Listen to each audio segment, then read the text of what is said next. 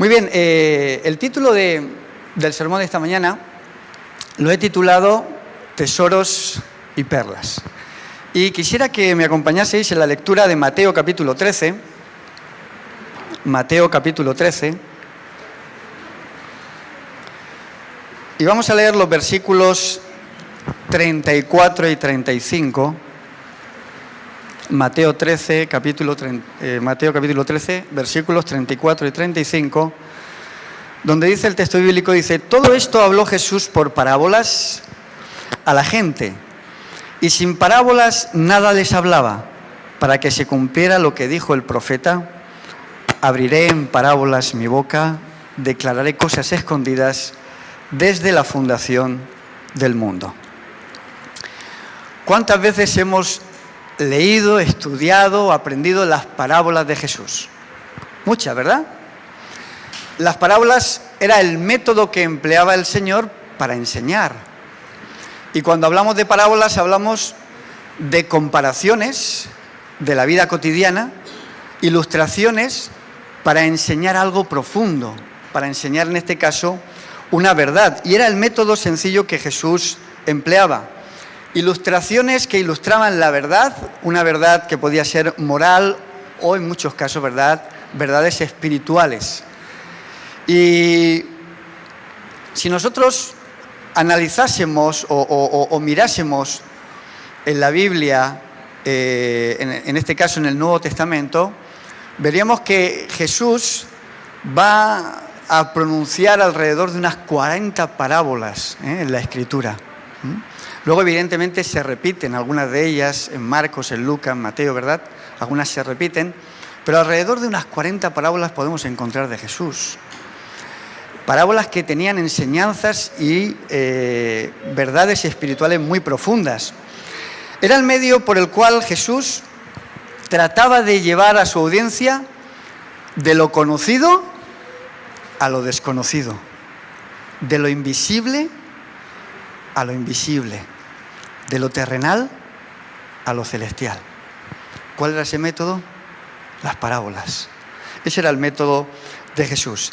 Y quisiera compartir con vosotros dos parábolas que son muy pequeñitas, pero que creo que son a la vez muy profundas y que nos pueden en esta mañana ayudar a alimentarnos espiritualmente.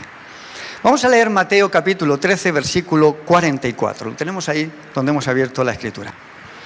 Fijaros que dice Jesús: además el reino de los cielos es semejante al tesoro escondido en un campo, que un hombre encuentra y lo vuelve a esconder, y lleno de gozo vende todo lo que tiene y compra aquel campo. Evidentemente esta parábola de Jesús se da en un contexto que no es el nuestro. Jesús pronuncia esta palabra para la audiencia de aquel momento. Y era un contexto en el cual mucha gente sabía de lo que estaba hablando Jesús. Había inestabilidad política, incertidumbre económica, no había bancos como los que tenemos en este caso. ¿Y qué era lo que ocurría en aquel tiempo? Que la gente escondía su tesoro o las cosas de valor, ¿dónde? ¿Dónde las escondía? En la tierra. Era el lugar donde podían tener las cosas de valor para que no fuesen robadas, para que estuviesen cuidadas. Era, digamos, una forma de proteger lo que uno tenía, aquello que era de gran valor. Y, ¿sabéis? En la Escritura encontramos un pasaje donde efectivamente vemos que eso era una costumbre bíblica, que se encuentra en Josué capítulo 7. Todos vamos a recordar ese hecho que ocurrió allí. Josué capítulo 7, si queréis podéis acompañarme con vuestras Biblias. Y vamos a leer los versículos 20 y 21. Ahí nos habla del pecado de Acán. Y fijaros lo que dice el texto bíblico. Dice: Acán respondió a Josué: verdaderamente yo he pecado contra Jehová, el Dios de Israel. He hecho así y así, pues yo vi entre los despojos un manto babilónico muy bueno, 200 siclos de plata y un lingote de oro de 50 siclos de peso, lo cual codicié y tomé. Ahora está escondido bajo tierra en medio de mi tienda. Era la costumbre.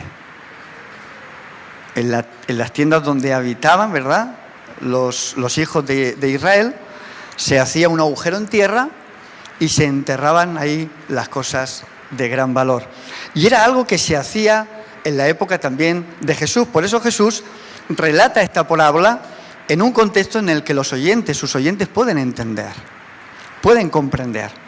Y fijaros que Jesús, conociendo ese contexto, ¿verdad?, y las cosas que se escondían, que eran de gran valor, se hacían en tierra, fijaros lo que él llega a decir, Mateo capítulo 6, 19 y 21, él dice, no acumuléis tesoros, ¿dónde?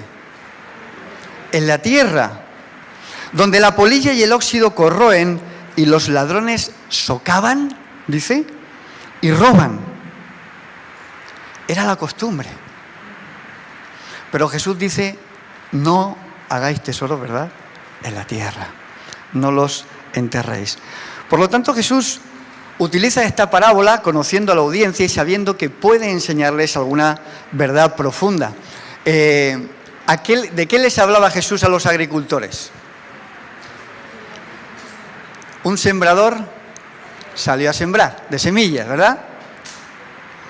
¿A qué les hablaba a los pescadores? ¿De qué les hablaba? ¿Verdad? Dice que los pescadores tiraron la red, ¿recordáis la parábola?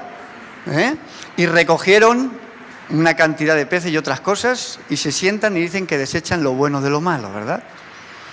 Jesús trataba de adaptar la verdad que quería enseñar al conocimiento que cada uno tenía, lo que sabía hacer. Por eso sus enseñanzas eran tan apreciadas por la audiencia, porque la gente podía entender. Lo difícil lo hacía fácil. Y a veces eso no es fácil, ¿verdad? Que todo el mundo te pueda entender, que todo el mundo te pueda comprender. ¿Sabéis? Nosotros, incluso los adventistas, al igual que en cualquier otra disciplina, pueden ser los médicos, a veces empleamos nuestra jerga particular que los que nos están escuchando no nos entienden, no saben de qué estamos hablando. Yo recuerdo una persona que invitamos una vez y ocurrió en Albacete, Gerardo, que los hermanos decían, oye, vamos a hacer la apuesta. Y entonces esta persona pues me miraba y me decía, Manuel, ¿eso de la apuesta qué es? Digo, no, es la puesta de sol, se pone el sol y vamos a hacer la despedida. Pues claro, luego está también la puesta de la gallina. ¿Sabéis que las gallinas hacen su puesta y ponen huevos? Entonces, a veces hay una jerga, ¿verdad?, que entre nosotros nos manejamos, pero hay mucha gente que no nos entiende, ¿no? Entonces Jesús trataba de hacer las cosas fáciles y entendibles. Y, ¿sabéis? En esta parábola tan pequeña, Jesús quiere resaltar dos cosas que son muy importantes. Primera, el tesoro que encuentra esta persona, dice el texto bíblico, ¿era de qué? De gran valor. Era algo que valía mucho. Y en segundo lugar, la persona que lo encuentra es capaz de vender todo lo que tiene, dice el texto bíblico, ¿verdad? ¿Para qué? Para conseguir ese tesoro. Y esto es importante. Parece que puede ser lo mismo, pero no es lo mismo. Una persona puede encontrar un tesoro de gran valor, pero sin embargo no estar dispuesto a vender todo lo que tiene por ese tesoro. Hay que hacer un sacrificio, evidentemente, para conseguir el tesoro. La pregunta que yo os quiero hacer en esta mañana, mis queridos hermanos, es la siguiente. ¿A quién representa el tesoro en la parábola? ¿A quién? A ver, más fuerte, alguien que lo diga. ¿A quién? ¿A Jesús? Muy bien. ¿Estamos de acuerdo en que Jesús es el gran tesoro? Puede haber otros tesoros, pero Jesús es el gran tesoro, ¿sí? ¿Y qué representa el campo?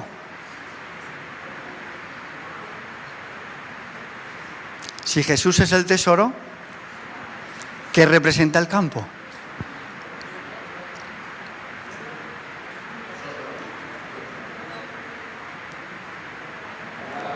La palabra de Dios.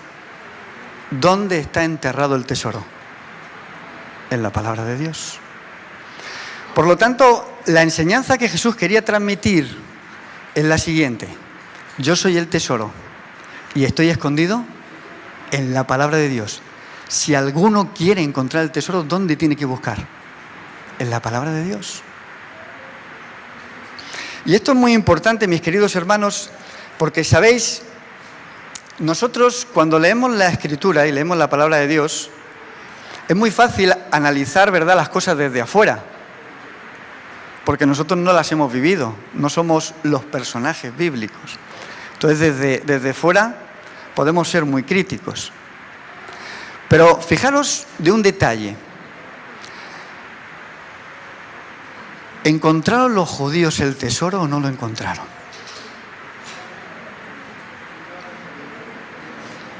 La palabra de Dios nos dice que el pueblo judío rechazó a Jesús.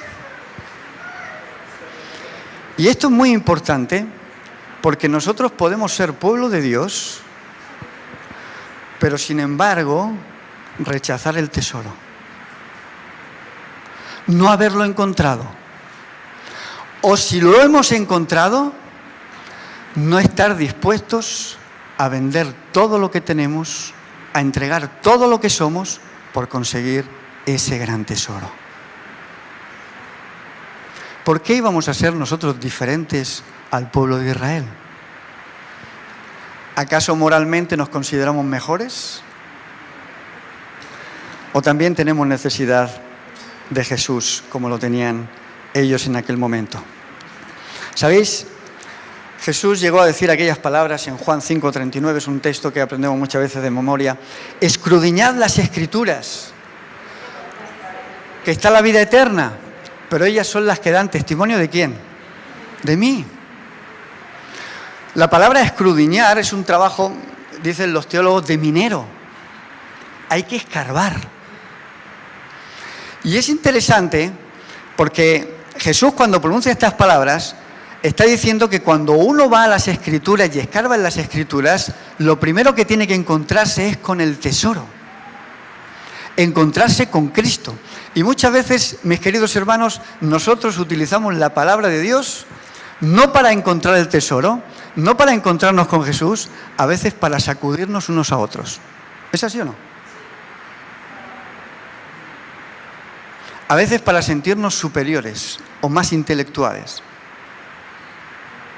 Y a mí me encanta la Escritura porque, ¿sabéis? En toda la Escritura, cuando uno investiga, podemos encontrar a Jesús. ¿A quién representaba la roca? Mariano hablaba esta mañana, ¿verdad? De la roca. ¿Quién era la roca? La roca era Cristo. ¿A quién representaba el arca de Noé? ¿Quién? Representaba a Jesús, ¿verdad? El que entraba en el arca podía tener la salvación. Podemos decir que es un tipo de Jesús, ¿verdad? El arca. ¿A quién representaba el maná? Jesús dice: yo soy el pan que descendió del cielo. ¿A quién representaba el Cordero? A Cristo Jesús. En las Escrituras podemos encontrar a Jesús, pero además a un Jesús enfocado en la salvación del hombre. Y eso es lo importante, mis queridos hermanos, que nosotros podamos ir al campo, encontrar el tesoro y hacer todo lo posible para conseguirlo, para tenerlo con nosotros. Hay una historia que se cuenta de un hombre muy rico que llegó un momento en que le apeteció comprarse una gran finca, pero de hectáreas y de hectáreas. Había que recorrer la finca en caballo.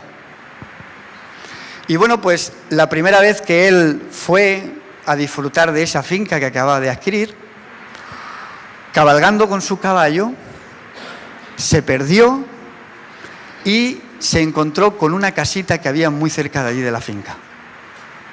El hombre bajó de su caballo, se dirigió a aquella casa, tocó a la puerta y le atendió una mujer. Y el hombre le dijo: señora, por favor, ¿sería tan amable de darme un poquito de agua para beber y también un poquito de agua para mi caballo? La mujer le dijo: por supuesto, pase por favor aquí al salón mientras yo preparo el agua para el caballo y preparo un poquito de agua para usted. En ese momento el hombre tuvo tiempo de mirar un poquito las cosas que tenía esta mujer en el salón. Tenía allí una pequeña librería y había una Biblia. Y este hombre miró la Biblia, cogió la Biblia. Dicen los que conocen la historia, yo no sé si será así, pero dicen que la abrió por Mateo capítulo 13 y metió 7 billetes de $100. Cerró la Biblia, la dejó allí. La mujer vino, trajo el vaso de agua, tomó el agua, el hombre amablemente se despidió y marchó. Y cuenta la historia que al cabo de alrededor de unos 4 o 5 años, el hombre que estaba otra vez por ahí por la finca cabalgando por su caballo, vio nuevamente aquella casita y entonces se dirigió para ver qué había sido de aquella mujer y del dinero que había depositado.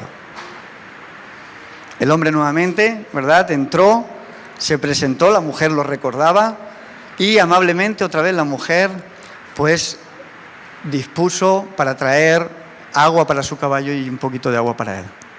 Él nuevamente en el salón vio allí la Biblia, abrió la Biblia y sabéis que estaban allí los 7 billetes de $100. El hombre cogió los billetes, se los echó al bolsillo, cerró la Biblia, tomó el agua y finalmente marchó. ¿Qué perdió la mujer? La mujer no perdió nada porque nunca lo tuvo. Nunca encontró el tesoro. Mis queridos hermanos, ¿cuántas veces tenemos nuestra Biblia cerrada? ¿Sabéis? Vivimos en una época tecnológica, la época del Internet, de las redes sociales, y evidentemente, y os puedo decir que a mí me llegan cantidad de mensajes. Muchas veces tengo que decirle a los hermanos, disculpad, pero no tengo tiempo para estar revisando todos los vídeos que a veces me mandan. ¿Cuánta información recibimos a través de las redes sociales? ¿Cuántos sermones podemos escuchar de un predicador, de otro, de una iglesia, de otra? ¡Cantidad! Y está bien, porque tenemos material para nutrirnos, para enriquecernos. Pero ¿sabéis una cosa, mis queridos hermanos? Si todo eso nos quita el tiempo de poder abrir nuestra Biblia para encontrarnos personalmente con Jesús, no nos sirve de nada todo ese material. Las experiencias de otros nos pueden ayudar, pero no es nuestra experiencia. Y nosotros necesitamos encontrarnos cada día con el tesoro, profundizar nosotros en la palabra de Dios y ver lo que el Señor nos quiere decir a cada uno de nosotros, nuestra experiencia personal. Hemos encontrado ese tesoro, mis queridos hermanos. Seguimos buscando.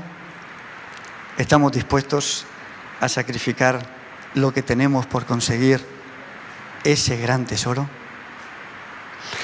Pero la Biblia nos habla también de otra parábola muy pequeña que viene a continuación.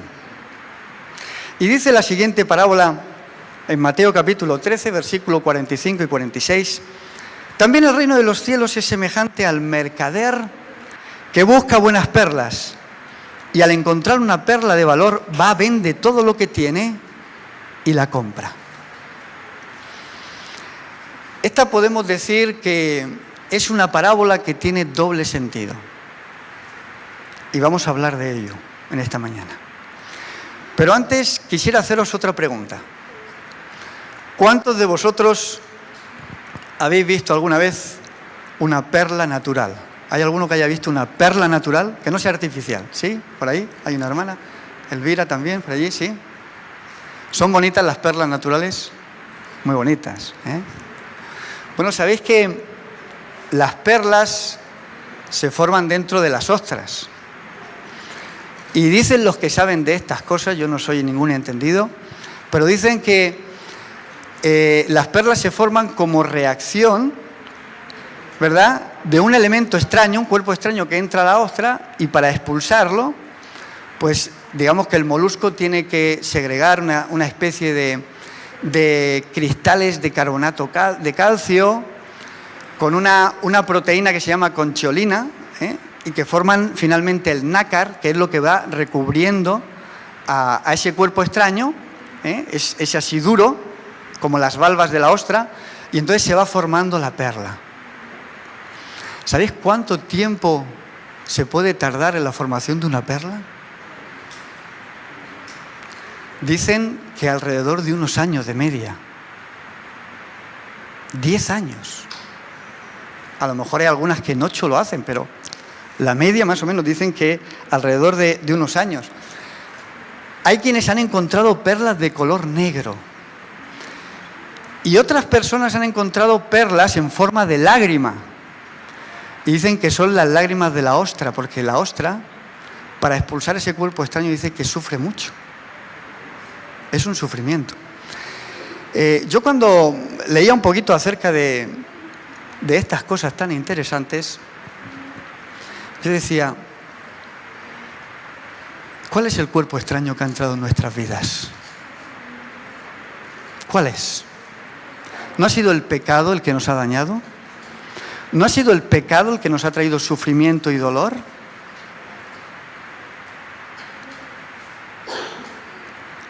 El pecado, mis queridos hermanos, es un cuerpo extraño.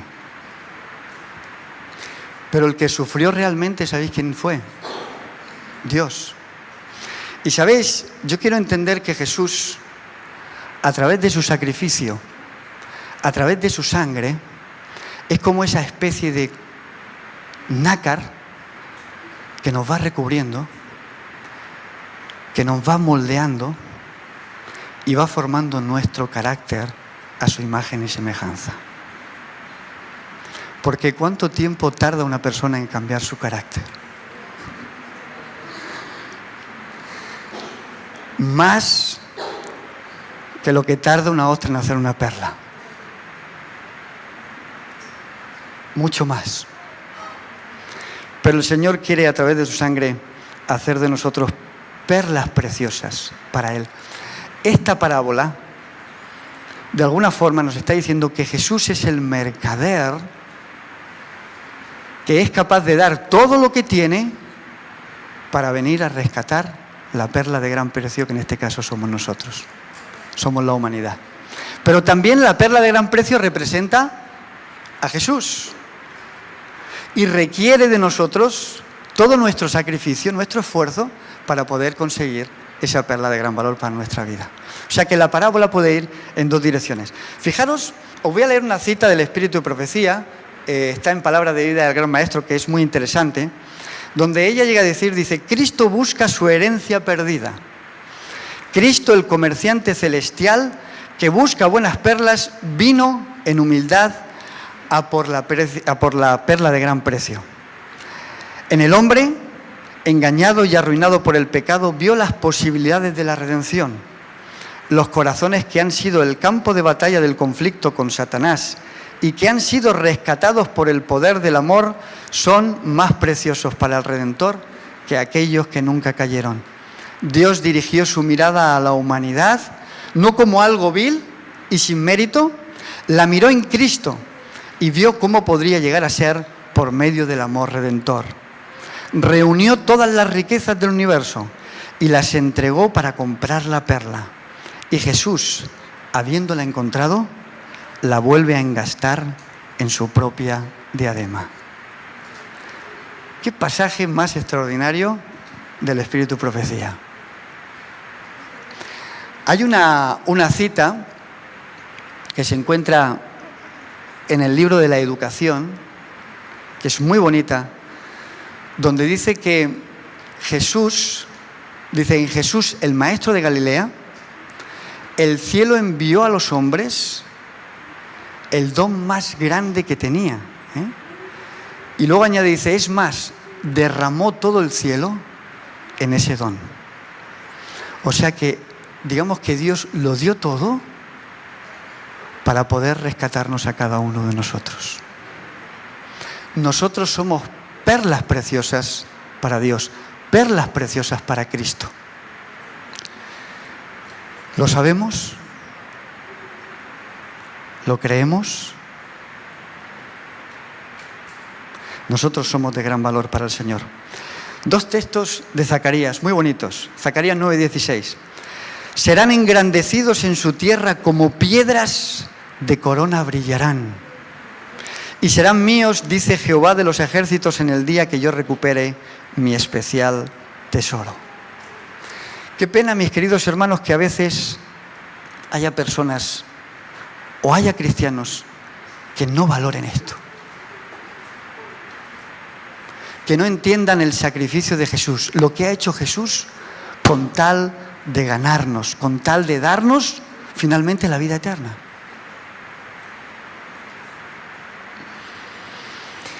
Dice el Espíritu Profecía, hay algunos que parecen estar siempre buscando la perla celestial,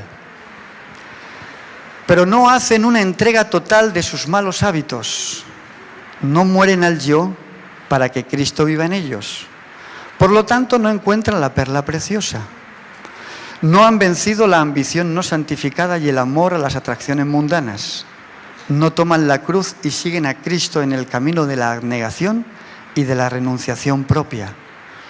Casi cristianos, aunque todavía no totalmente, parecen estar cerca del reino de los cielos, pero no pueden entrar.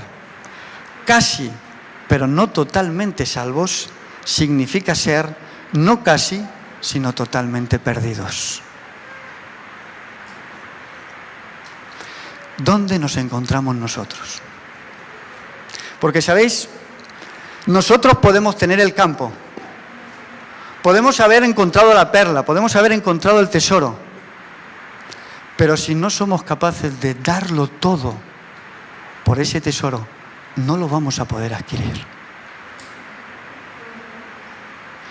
Y una de las cosas que más nos cuesta a los seres humanos es entregarnos nosotros a Cristo. Nuestro yo sigue dominándonos.